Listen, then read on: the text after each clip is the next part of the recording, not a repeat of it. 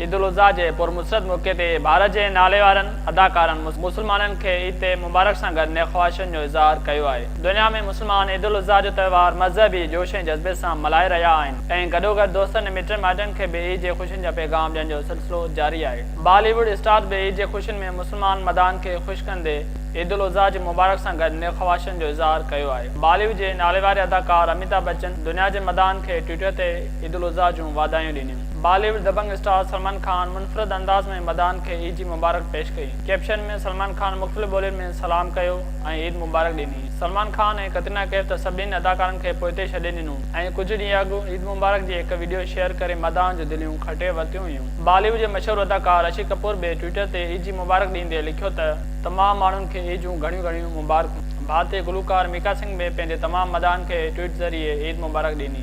बॉलीवुड जे नौजवान अदाकार विरेन धवन बि ईद जी मुबारक ॾिनी ऐं नेक तमन्नाउनि जो इज़हार कयो।